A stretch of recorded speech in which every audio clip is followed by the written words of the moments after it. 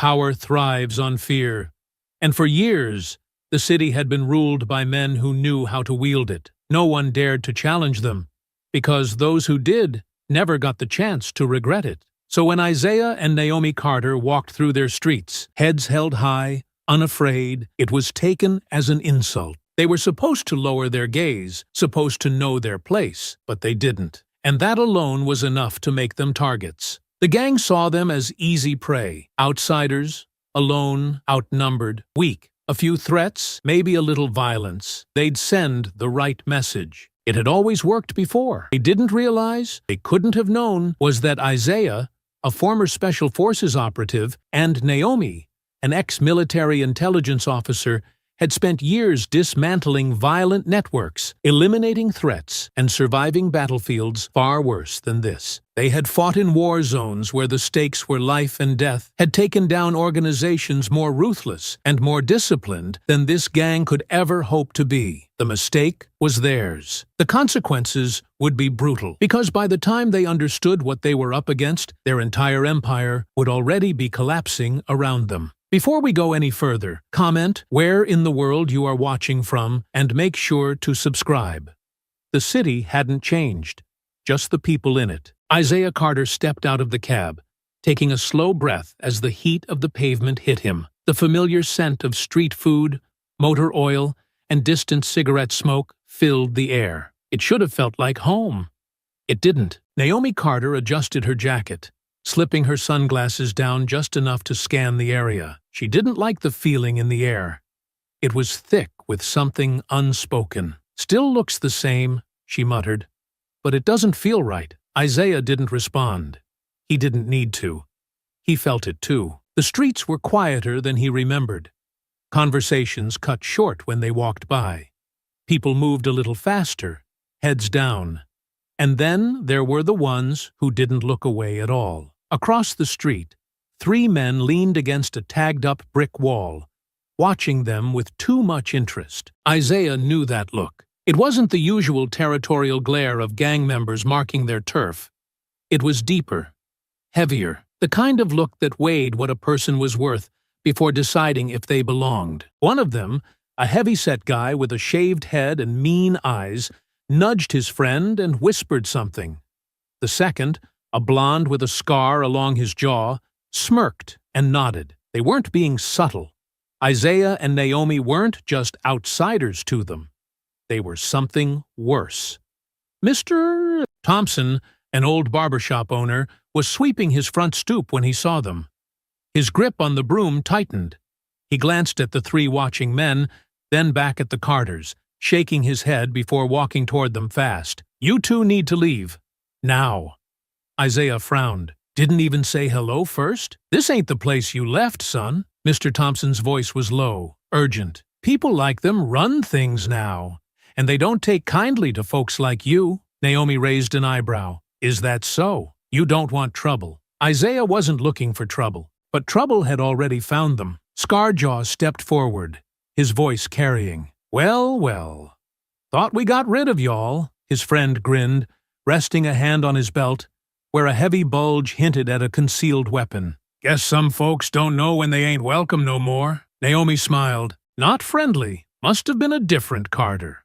'Cause no one's ever run me anywhere." Isaiah stayed calm. But Naomi? She was 2 seconds from making an example out of them. Mr. Thompson touched Isaiah's shoulder. "Walk away, son." Isaiah nodded. "You're right." Then, low enough for Naomi to hear, he murmured, "But they don't want us to." The 3 men pushed off the wall, moving toward them now, slow, smirking, testing. The 3 men moved forward, not in a hurry, not charging in, just closing the space between them and the Carters with the kind of confidence that came from never having to be afraid of the answer. Isaiah had seen that kind of walk before. So had Naomi. It wasn't just about getting in their way. It was a show. A slow, deliberate statement. "You don't belong here, and we want you to know it." Naomi adjusted her jacket, shifting her weight slightly, already reading them. Not nervous, not worried, just watching. The blonde one spoke first, smiling like he already knew where this was going. "Well, well," he said, his voice carrying that easy kind of drawl people used when they thought they were in control. "What do we have here?" His thick-set friend chuckled, shaking his head. "Thought we cleaned this place up." His grin widened as he looked at them both, like he was letting them in on a joke. Guess some things still slip through the cracks. Isaiah didn't react, didn't shift, didn't even blink. Naomi smiled, just enough to be noticeable. "And what exactly is that supposed to mean?" she asked. Blondie's smirk grew, his shoulders dropping slightly, relaxing, like this was already decided. "Just sayin'," he said, pretending to be polite, pretending it wasn't meant as an insult. "We don't see your kind walking through here much anymore." Isaiah kept his face blank. Naomi let out a small breath, like she was already bored. "So, let me get this straight," she said. "We're walking, and somehow that's a problem?" The third man, the one Naomi had already picked out as the leader, stepped forward, just half a step, just enough to make sure they understood where this was going. "See," he said, voice slow and even, "when we don't know a face, we assume it don't belong." Isaiah met his stare. "That a rule?" The man nodded, smirking. "Just how things work now." He glanced between them, still measuring, still deciding. "And you?" His smirk widened. "You don't work here." Isaiah gave the smallest tilt of his head. Behind them, Mr. Thompson had stopped sweeping. His broom hovered just above the sidewalk, his fingers gripping the handle a little tighter. "You two should keep walking," the old man murmured, his voice calm, but his meaning clear. "Ain't nothing worth proving here." Scarjaw, because that's what Naomi had decided to call him, ignored him completely, didn't look at him, didn't acknowledge him, because people like him didn't have to. Naomi exhaled sharply, shaking her head. "You know," she said, tilting her chin, "you talk like you matter." Scarjaw's smirk faltered for a second, then returned. He straightened, shifting his weight forward, just enough to test them. Isaiah sighed quietly. "Here we go." "You know," Scarjaw said, rolling his shoulders, "I was gonna be nice. Maybe just let you walk away. But your attitude?" He smiled wider, showing teeth now, but it wasn't amusement. It was something else. "That's gonna cost you." Naomi tilted her head. "Let me guess. Now, you're gonna try and make a point?" Scarjaw's grin widened. "Nah," he said, taking another step forward. "Now we're gonna teach one." Isaiah didn't move, didn't flinch, didn't even tense. Naomi barely sighed, already unimpressed. Then, Mr. Thompson slammed his broom against the sidewalk. The sharp crack echoed through the air, and for the first time, Scarjaw and his men flinched. Mr. Thompson didn't wait for them to recover. He stepped forward, planting the broom in front of him, his gaze heavy and unwavering. "You done?" Scarjaw blinked. "What?" "I said, you done?" "Mister." Thompson tapped the broom against the pavement again. "Far as I can see, you're standing in front of my shop, talking like you run something. But you don't." Scarjaw clenched his jaw, exhaling hard through his nose. His men were waiting for his reaction. Isaiah watched him carefully. That hesitation? It wasn't just ego. It was something else. They weren't used to pushback, and that meant something. Scarjaw wiped at his nose, sniffing hard like he was forcing himself to stay calm. But Isaiah could see the frustration bubbling just under the surface. This wasn't how this was supposed to go. He had walked into this expecting an easy win, a few smug words, some intimidation, and two nobodies backing down like everyone else did. But Isaiah and Naomi weren't backing down. Blondie rubbed at his jaw, his smirk long gone, and the big one shifted his weight from foot to foot, his fingers flexing like he was waiting for an excuse to start swinging. Scarjaw exhaled sharply, shaking his head. "You should have just walked." Isaiah stayed still, voice calm. "Still can." Scarjaw let out a sharp, humorless laugh. "Yeah, see, that ain't how this works." He gestured vaguely toward them. "You show up, act like you don't hear what's being said, act like this ain't already decided. That's disrespect." Naomi crossed her arms, tilting her head slightly. "Maybe if you had something worth respecting." Scarjaw's face darkened, his jaw clenched, nostrils flaring, that last sliver of patience snapping. A muscle in the big one's jaw twitched, and Blondie shifted again, agitated, restless. "You got a real smart mouth, you know that?" Scarjaw muttered. Naomi smiled, slow and taunting. "People keep telling me that."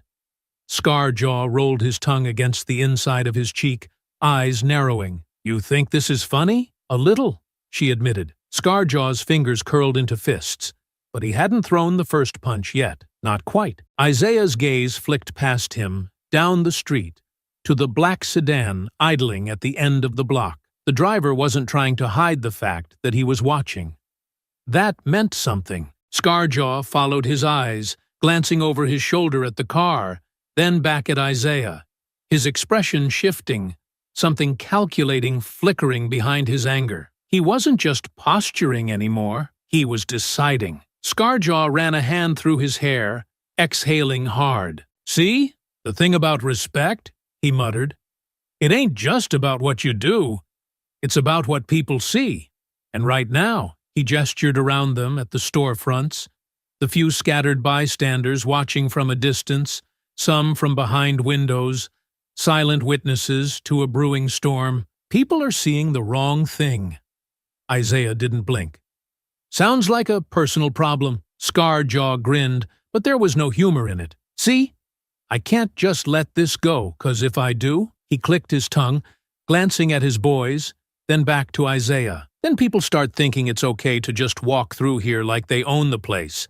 Like we ain't built something here." Naomi snorted. "Built what? A bunch of idiots standing around talking about respect?" The big one shifted at that, his jaw tightening. Scarjaw's grin twitched. "See? That right there? That's why I gotta make an example." Blondie cracked his knuckles, rolling his shoulders, eyes locked on Naomi now.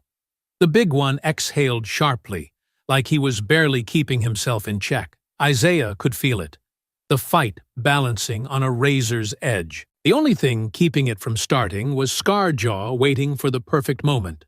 The right trigger. Naomi gave him one. She let her eyes drop to his shoes, then back up, one eyebrow raised. "I mean, I'd say I'm sorry, but I don't think I can respect a man who wears knockoff Jordans." Scarjaw's face twitched. Blondie actually took a step forward. Isaiah sighed.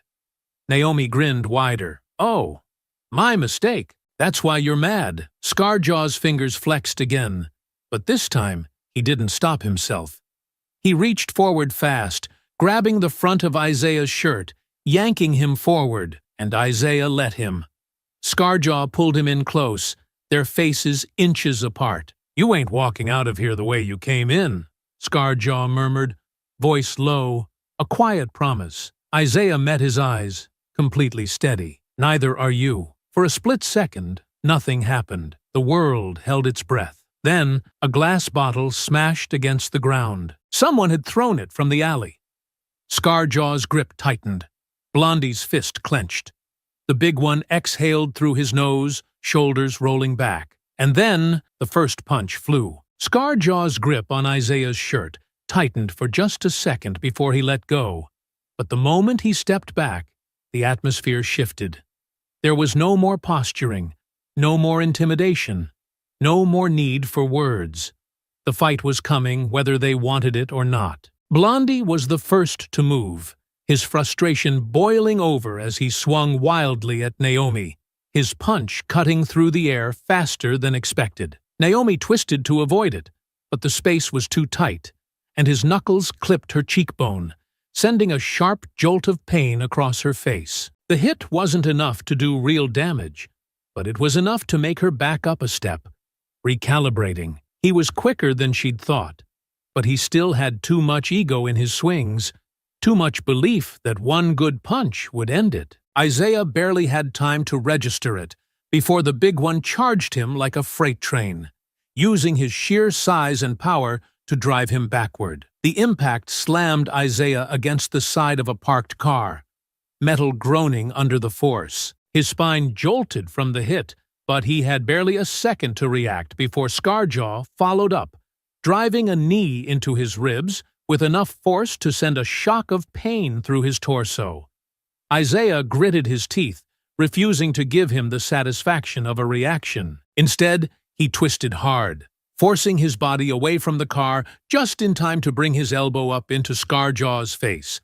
The sharp crack of bone against bone sending the gang leader stumbling back. Blood dripped from Scarjaw's nose, but he didn't go down, and from the way he wiped at it with the back of his hand, he wasn't planning on stopping anytime soon. Naomi had already recovered from the hit she'd taken, but Blondie was still pressing forward, coming at her again, throwing another punch that was too wide, too eager. She stepped inside his reach this time, her hands moving fast as she redirected the force of his swing, grabbing his wrist and driving her knee into his stomach with enough force to make him double over. He wheezed, but before she could follow up, the big guy grabbed her from the side, thick arms wrapping around her torso as he lifted her off the ground and threw her back against the car Isaiah had just been pinned against. The breath left her lungs in a painful gasp, and for a moment, everything blurred. She had taken worse hits before, but the force rattled through her body in a way that made her pause longer than she wanted to. Isaiah saw it happen at the same time as Scarjaw rushed him again, fist cocked back. Isaiah caught the incoming punch, twisting Scarjaw's arm just enough to send him off balance before driving his knee into the side of his leg. Scarjaw grunted, staggering sideways. But he wasn't going down that easy. The gang leader was already adjusting, already shifting his weight, already swinging again.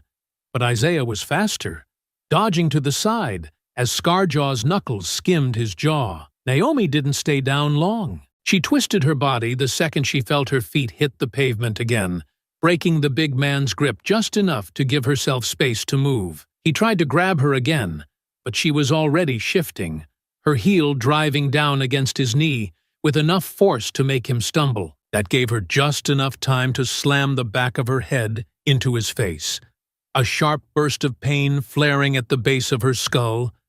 But she heard the grunt of pain from behind her and felt his grip weaken entirely. Isaiah barely had time to process that before Scarjaw came at him again, his movements sloppier now, more aggressive, less controlled. He threw a jab aimed for Isaiah's ribs, testing, seeing if the earlier hit had slowed him down, but Isaiah caught the motion fast, dodging just enough to counter with a sharp right hook to Scarjaw's jaw. The gang leader gritted his teeth, taking the hit, but refusing to stumble this time. He spat blood onto the pavement, his breathing heavier now, but there was still too much energy in his stance, too much pride keeping him upright. The sound of footsteps behind them was the only warning before more figures emerged from the alley.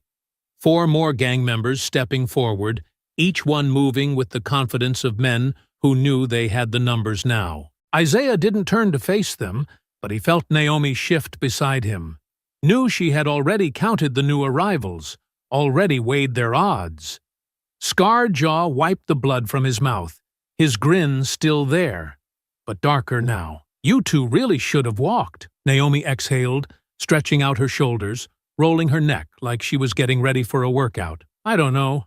I kind of like it here." One of the newcomers rushed at her first, fast and reckless, throwing a kick aimed at her ribs. Naomi reacted instantly, her reflexes taking over as she caught his leg mid-air, twisting his foot to the side with just enough force to send him sprawling onto the pavement. His body hit the ground with a thud, but she was already turning before he had even fully landed, already preparing for the next attack. Isaiah wasn't as lucky. The second new guy went for him fast, aiming a sharp uppercut toward his ribs. The hit landed, knocking the wind out of him for half a second, pain flaring through his torso. He absorbed it, rolling with the impact, but he knew he couldn't take too many more like that. Another fist came, but this time he was ready, catching the attacker's wrist and twisting hard, sending him into the side of the car. Scarjaw wasn't done either. He lunged at Isaiah again, swinging hard, no finesse, just brute force, and Isaiah barely dodged in time. The two were locked in close combat now, fists flying, each movement precise but fueled by something raw, something personal. Naomi had her own hands full, blocking a series of punches from another thug, her breath steady even as one of them grazed past her shoulder. The fight wasn't just about skill anymore. It was about endurance, about who could last the longest, who would break first. And neither Isaiah nor Naomi had any plans of breaking. Scarred Jaw was breathing hard, his stance less sure than it had been just minutes ago. His men were falling one by one, and the fight had lasted far longer than he'd expected. This wasn't supposed to be a battle. It was supposed to be a message, a lesson in control. But as he wiped the blood from his lip and saw Isaiah and Naomi still standing, still unfazed, still moving like this wasn't the first time they'd had to fight for their lives, he realized he had made a mistake, a big one. Isaiah deflected a wild punch from one of the gang members, ducking low before stepping in fast and slamming a hard fist into the man's ribs. The impact made the thug grunt in pain. But Isaiah didn't stop there. He grabbed the man's collar, pulled him forward, and drove his knee up into his gut, knocking the wind out of him completely before shoving him aside. Naomi was still handling two of them at once, but her movements were precise, practiced, fluid and deadly in a way that wasn't natural for a street brawler. She dodged one punch, then another, then spun to the side and sent a sharp kick into the side of one guy's knee. He yelped, stumbling, and she followed up fast, grabbing his arm and twisting it into a painful joint lock before throwing him to the ground. Scarred Jaw took a step back, his confidence starting to waver. But the big guy, the last real muscle he had left in the fight, was still standing, still swinging. He was bleeding, breathing hard, but he was still dangerous. Naomi barely dodged his next punch, twisting away just in time. He adjusted fast, slamming his shoulder into her, sending her skidding backward into the alley wall. For the first time, Isaiah saw Naomi wince, saw her roll her shoulders before shaking it off, her breath steady but measured. That hit had landed. The big guy grinned, his knuckles cracked and bloodied. "Not so tough now, are you?" Naomi lifted her chin, smirking. "You hit like a drunk toddler." The big guy roared, charging her. She sidestepped him at the last second, twisting, grabbing his arm, and using his own momentum to send him crashing face first into a dumpster. The metal dented on impact. Isaiah turned just in time to block another hit from one of the stragglers. But Scarred Jaw wasn't trying to fight anymore. He was trying to escape. Isaiah saw him move, saw him glance toward the end of the alley, toward the street, toward an opening. His instincts kicked in immediately. "He's running!" Isaiah called out. Naomi, still catching her breath, looked up just as Scarred Jaw turned and bolted. One of his men tried to slow them down, throwing himself at Isaiah. It didn't work. Isaiah caught the thug mid-charge, twisted him around, and threw him into the pile of bodies already littering the alley. Naomi moved fast, but Scarred Jaw was already past the alley's mouth, already sprinting for an opening in the street. For a moment, Isaiah debated chasing him down, debated ending this here and now, but then a black sedan, parked at the far end of the street, rumbled to life. Naomi saw it too. Scarred Jaw ran toward it, waving his arms frantically, and the car peeled forward, tires screeching against the pavement. Scarred Jaw barely had time to yank open the door before diving inside, the car accelerating the second he was in, speeding off into the night. Isaiah and Naomi slowed, watching it go, breathing hard. Naomi wiped the back of her hand across her mouth, smearing away a small streak of blood from where she'd taken a hit earlier. "So much for finishing the lesson." Isaiah exhaled through his nose, rolling his shoulders. "We weren't the ones that needed it." Behind them, the alley was filled with groaning, barely moving gang members, the ones who hadn't managed to escape or weren't in any condition to run. Blondie was on his hands and knees, coughing, his face smeared with sweat and dirt. The big guy was still slumped against the dumpster, one hand clutching his ribs. The rest were either unconscious or too hurt to stand. Isaiah glanced at Naomi, his voice quieter now. "That car." She nodded. "Yeah, I saw it. It wasn't a coincidence. Someone had been watching, and they'd come for Scarred Jaw when they realized the fight was lost." Naomi let out a slow breath. "So, either he's got some real generous friends, or he just ran to someone a hell of a lot worse than him. Isaiah finished. Neither of them liked the second option. The sound of sirens wailed faintly in the distance, still far but getting closer. The fight had been loud.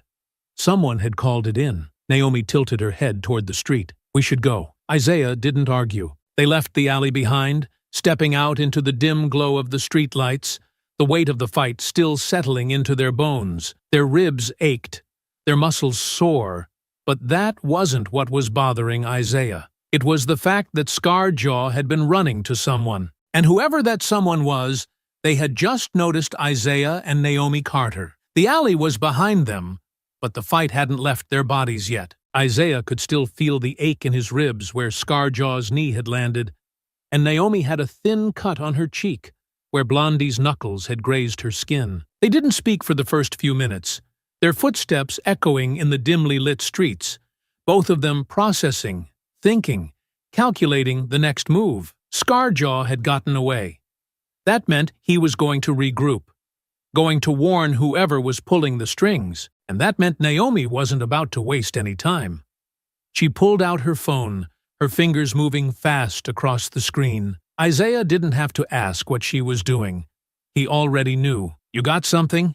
He asked as they turned a corner, keeping a steady pace, but moving with purpose. Not yet, Naomi muttered, her focus locked on her screen. But I will. Isaiah exhaled, rolling his shoulders. We don't even know what we're looking for. Naomi stopped walking, tucking her phone away as she turned to face him. Yes, we do. She lifted a finger, counting off. 1.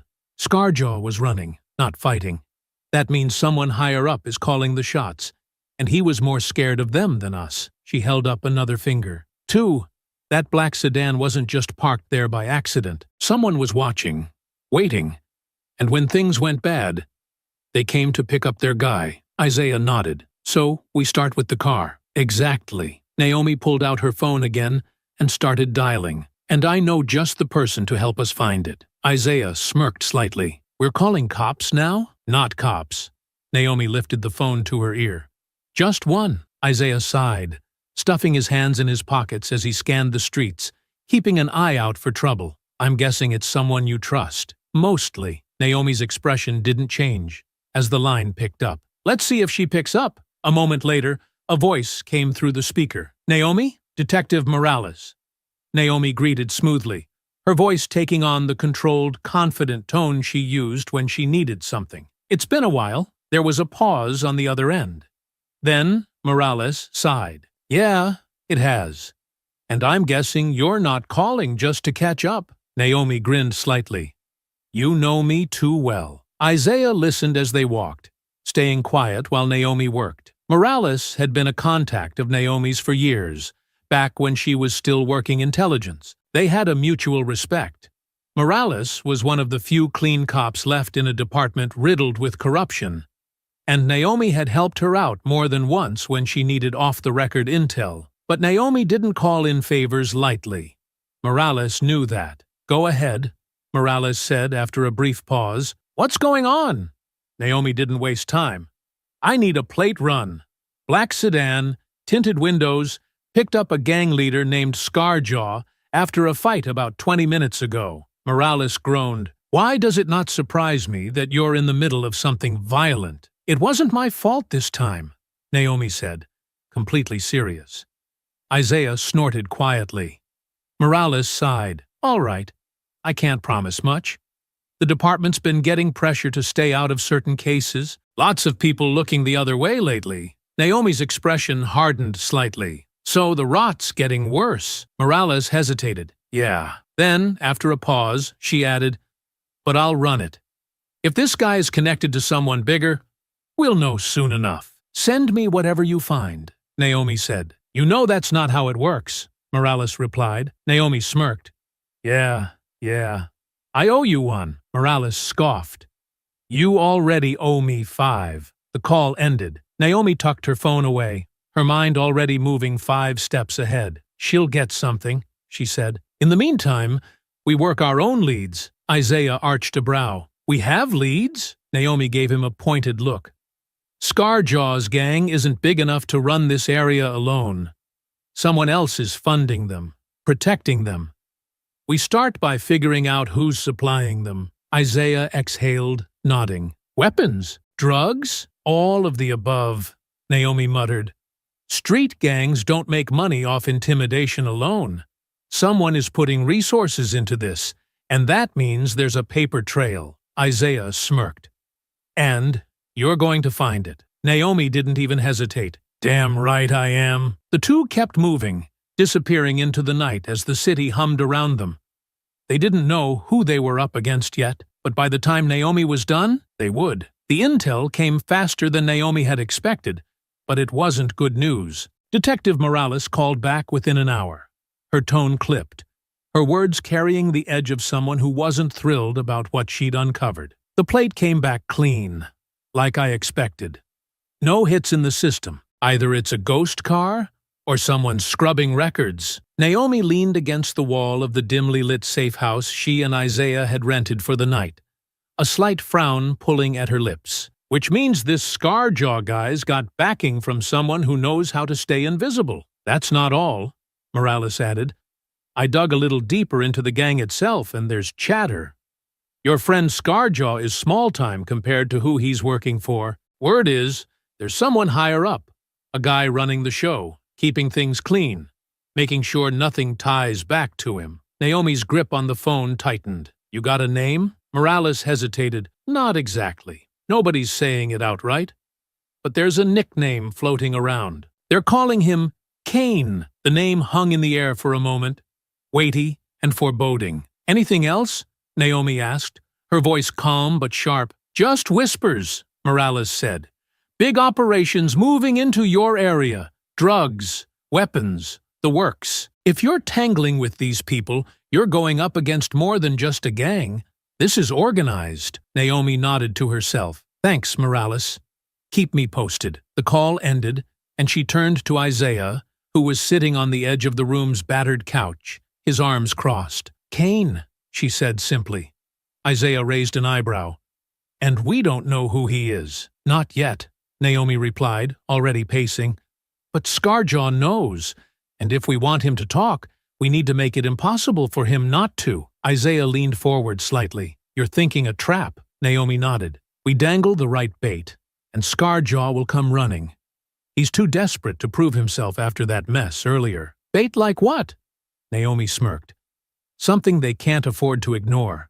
Weapons, money, territory. Isaiah leaned back, considering. And how do we make it look real? Naomi already had an answer. We leak the right information to the right people.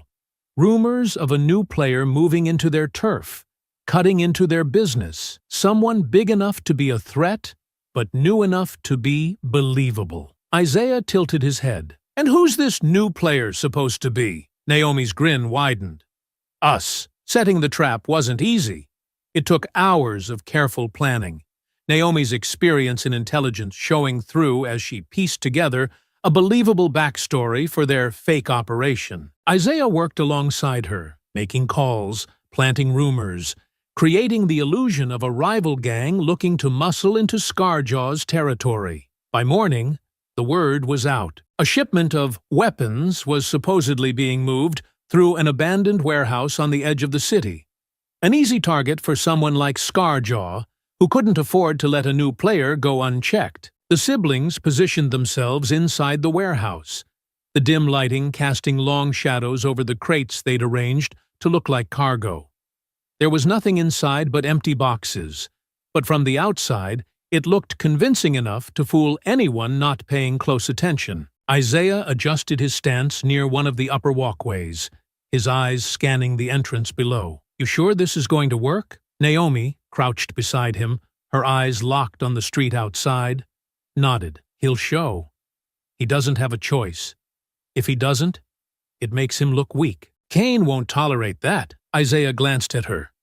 And if this Kane guy shows up instead? Naomi's expression didn't change. Then, we adapt. It wasn't long before the sound of approaching vehicles echoed through the night. Headlights swept across the warehouse walls, and Naomi tensed, her fingers ghosting over the hilt of her concealed knife. They're here, Isaiah muttered. The first car stopped just outside, its doors swinging open. Scarjaw stepped out, his face still bruised from the earlier fight, his posture tense, but his confidence clearly bolstered by the group of men piling out of the other vehicles behind him. Isaiah counted at least a dozen. Naomi's jaw tightened. He brought half the gang. Scarjaw strode toward the warehouse, his eyes scanning the shadows. "You think you can just move into my territory and not pay for it?" he called out, his voice carrying through the cavernous space. "You think I wouldn't notice?" Naomi motioned for Isaiah to stay put as she stepped forward into the light, her movements calm, deliberate. "Funny," she said, her voice echoing slightly. "I was about to ask you the same thing." Scarjaw's eyes narrowed, recognition flashing across his face. "You!" he spat. Naomi's grin was sharp. "Me!" Scarjaw glanced around, his men fanning out behind him, their weapons visible now. Pipes, bats, a few knives glinting in the faint light. "You're making a big mistake," Scarjaw growled. Naomi shrugged. "Seems like we've been making a lot of those lately." Isaiah stepped into view on the walkway above, his presence drawing Scarjaw's attention upward. "You ready to talk yet?"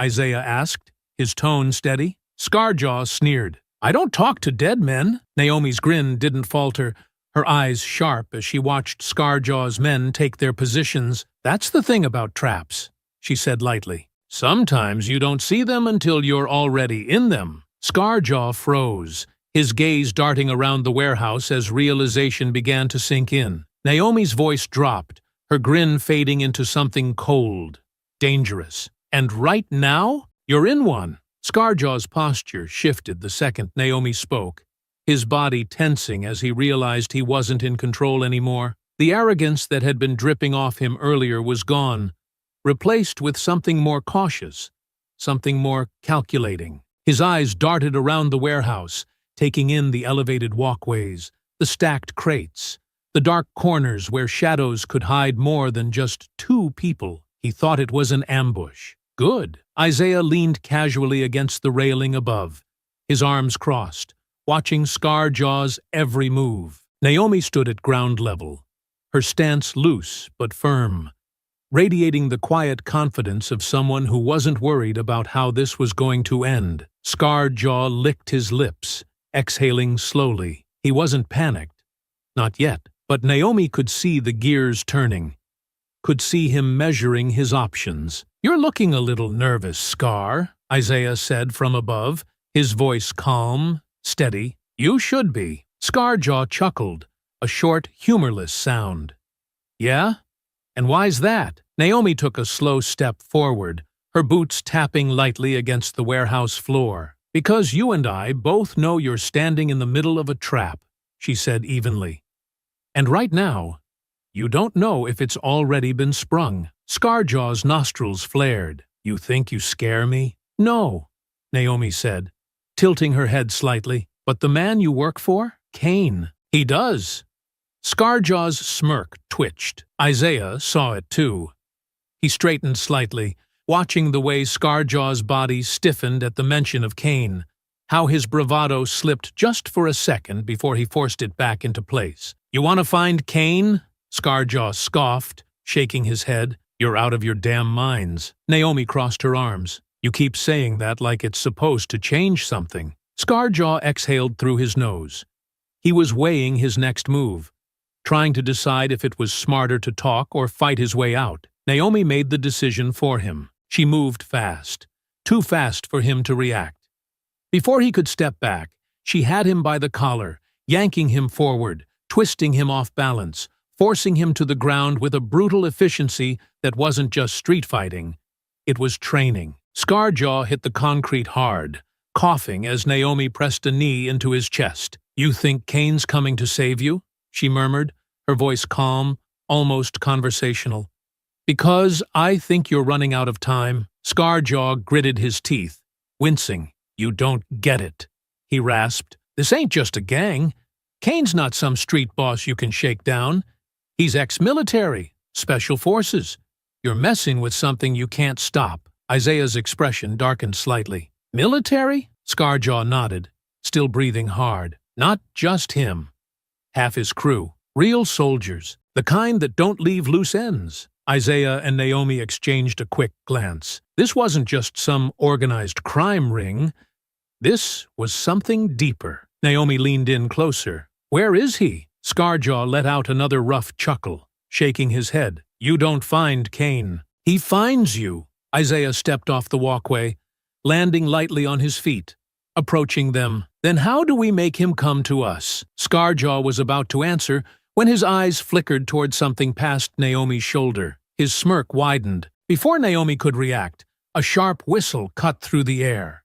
She barely had time to register it before a crate came crashing down from above, shattering on impact just feet from where she knelt over Scarjaw. Isaiah saw the movement from the upper level, a figure slipping back into the shadows after kicking the crate loose. Scarjaw took the opening.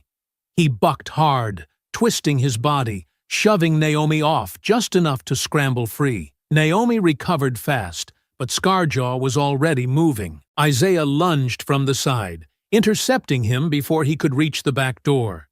He tackled the gang leader, both of them crashing into a stack of wooden pallets. Scarjaw hit hard, grunting as he struggled, fists swinging wildly. Isaiah absorbed one punch to the ribs before twisting Scarjaw's arm behind his back, forcing him down onto the ground. Scarjaw fought like a man who knew what was coming if he got caught. Naomi was already on her feet, advancing fast, but the sound of footsteps slamming against metal made her look up. More of Scarjaw's men were here. From the upper levels, 3 figures dropped down onto the warehouse floor, moving fast. They weren't charging in like idiots.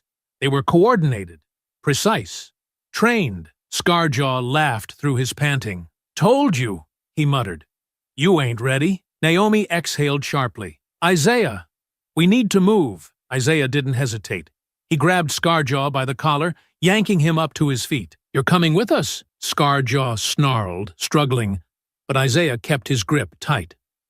Naomi turned just as the first attacker reached her. She sidestepped the incoming punch, caught his wrist, twisted hard, and drove a sharp knee into his ribs. He gasped, stumbling, and she finished him with a brutal forearm strike to the back of the head. The second man was on Isaiah, swinging hard. Isaiah blocked high, absorbed the next hit to his side, then drove his elbow into the guy's throat. The attacker choked, backing off. Scarjaw saw his opening. He slammed his heel down onto Isaiah's foot, twisted out of his grip, and bolted. Naomi cursed, already chasing after him.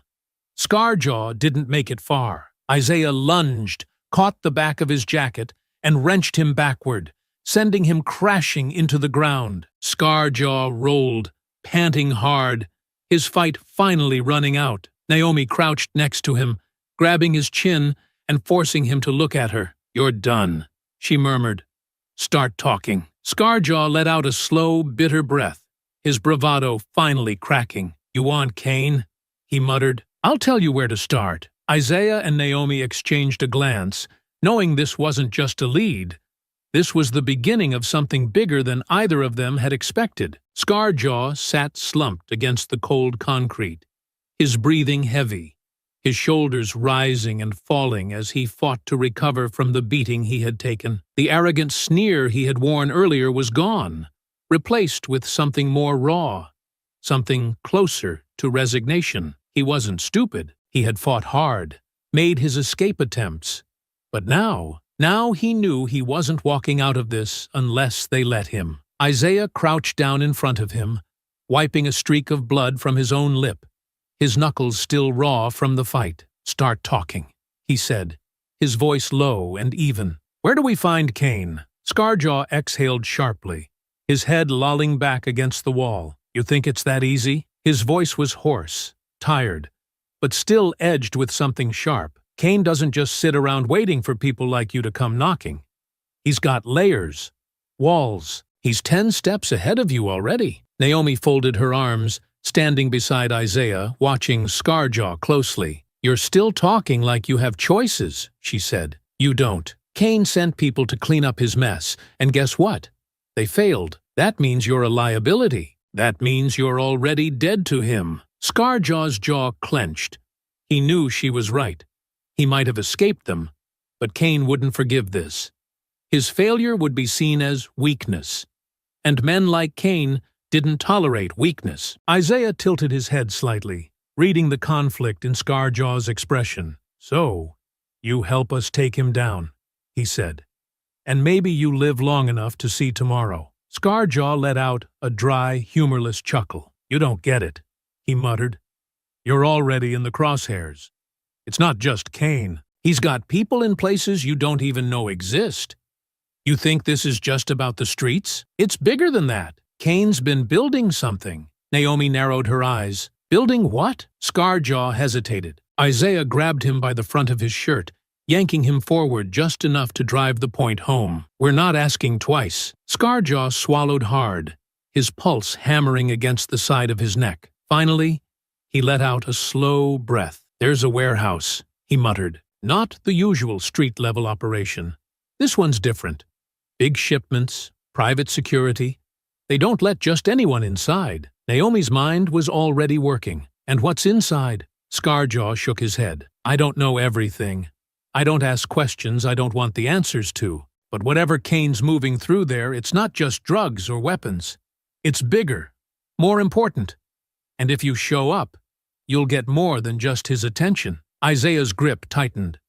"Where?" Scarjaw hesitated, then muttered an address. Naomi committed it to memory instantly, her instincts telling her this was the lead they needed. If Cain had something big running through that location, then that meant he wouldn't expect an attack there. Isaiah shoved Scarjaw back against the wall and stood. "Smartest thing you've said all night." Scarjaw rubbed at his wrist, his expression shifting, his eyes scanning the room again. Naomi recognized the look. He was planning something. She didn't give him the chance. Before he could try another escape move, she drove her fist into his gut, hard enough to knock the wind out of him. Scarjaw doubled over, wheezing. "Yeah," she muttered. "That's what I thought." Isaiah nodded toward the exit. "We should move before his people start looking again." Naomi agreed. Scarjaw had given them what they needed, and now he was dead weight. Keeping him would slow them down. She leaned down slightly, her voice cold. "If I were you, I'd find a hole and stay in it. Because if Cain's looking for you, you won't last the night." Scarjaw said nothing, just clenched his jaw, his breathing still labored. Naomi and Isaiah stepped out of the warehouse and into the street, the cold air hitting them like a shock to the system. Isaiah rolled his shoulders. "That address. You thinking what I'm thinking?" Naomi exhaled. "Yeah. We hit it fast, hard, before Cain knows we're coming." But even as she said it, her gut told her something else. Cain wasn't just some criminal running an operation. He was former military. That meant he planned ahead. And if Scarjaw was right, then Cain had already set his next move in motion. They were halfway to the safe house when the first explosion hit. The shock wave ripped through the air, a deep, concussive boom that sent a fiery glow washing over the buildings down the block. Isaiah and Naomi instinctively ducked behind cover, shielding themselves from the heat as the blast tore through the night. Smoke and debris filled the air, and Naomi's ears rang from the force of the detonation. Isaiah lifted his head, staring toward the burning wreckage in the distance. His expression darkened. That was the warehouse. Naomi clenched her jaw, already knowing the truth before she even spoke. Cain had wiped it. All the evidence, the shipments, the operation, gone. Scarjaw had barely finished talking, and already Cain was cleaning up. Naomi exhaled sharply, her mind racing. He knew. Isaiah nodded grimly. And now he knows about us. They had barely started their war with Cain, and he had just fired the first real shot. The glow of the explosion still burned against the night sky, thick smoke curling upward as the fire devoured what was left of the warehouse. Naomi and Isaiah stayed low behind a parked car, their breathing controlled, their minds already working through what had just happened. The fire crackled in the distance, but the more pressing concern was the silence that followed.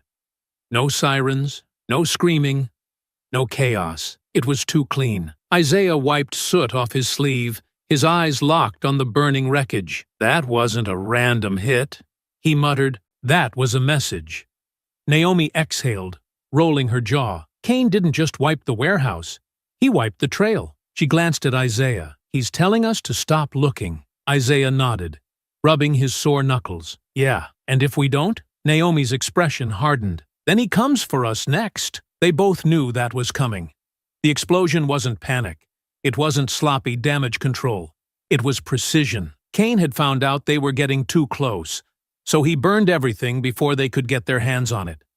Which meant they had only one choice left. They had to force his hand. Isaiah stood first, scanning the rooftops, the empty street, looking for whoever had been watching them. Kane had eyes everywhere. That was clear now. But whoever had pulled the trigger on this operation wasn't sticking around. Naomi's fingers were already moving across her phone, her brain shifting gears. Scarjaw said that was Kane's key site, but there's no way it was his only one. We need another lead, Isaiah nodded.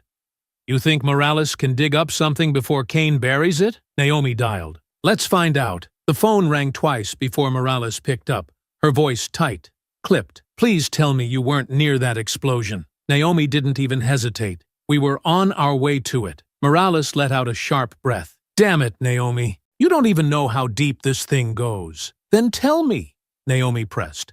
Because Kane's making moves, and we're running out of time. A pause. Then, a rustling of papers on the other end. Morales was already digging. You're not the only ones looking into him, Morales said, her voice lower now. Word is, some heavy hitters are sniffing around the same operation. Military contractors, ex-special forces types, people way outside your usual gangland thugs. Isaiah narrowed his eyes. Kane's working with mercs? Looks that way, Morales muttered. Whatever he's running, it's got serious backing. And if he's moving money through the city, he's doing it through someone else's hands. Naomi caught the shift in her tone. You found something. Morales hesitated, then sighed. There's a name that keeps popping up on some flagged financial records. Victor Hale, ex-Army Logistics. Used to move supplies for forward bases in the Middle East before he got booted for smuggling arms through military shipments. Now, he's running security contracts for clients that don't want official paperwork. And guess whose name just came up on one of his recent invoices? Naomi's eyes sharpened. Kane. Bingo, Morales said. Hale's running an operation out of an old dockyard. It's under a shell company, but if Kane's using him to move product, that means it's one of his last standing sites. Isaiah looked at Naomi. We hit it before he clears it. Naomi was already pulling up maps, scanning the layout of the area. If this guy's ex-military, he's going to have security. We won't be able to just walk in. Morales snorted. I figured. I pulled some satellite surveillance. Motion activity spiked at the docks right after the explosion. Kane's moving something. Fast. Naomi didn't like coincidences. You think he's pulling out? I think he knows you're still digging, Morales corrected. And that means you have a small window before he locks everything down again. Isaiah glanced at the rising smoke in the distance. Then we move now, Morales sighed. You know I can't officially back this, right? Naomi smirked. Wouldn't expect you to. Morales clicked her tongue. Then don't get yourselves killed.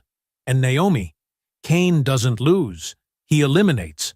If you push him, expect him to push back harder. The call ended. Naomi looked at Isaiah, her expression unreadable. We don't have much time.